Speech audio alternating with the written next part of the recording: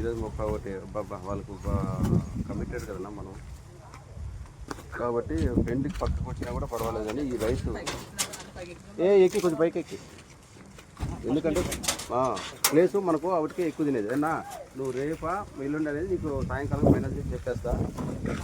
నీకు 1000 రూపాయలు నేను ఛార్జ్ దీనికంతా పోయేదానికి అంతా ఇస్తా. మిగతా ఆడుండిన రోజులు మాట్లాడిన నీట్గా నీకు లెక్క తీసేస్తా నువ్వు దగ్గర ఉండి. ఎందుకంటే ఆ పక్క నుండి చాలా వస్తాయి ఆటోలు.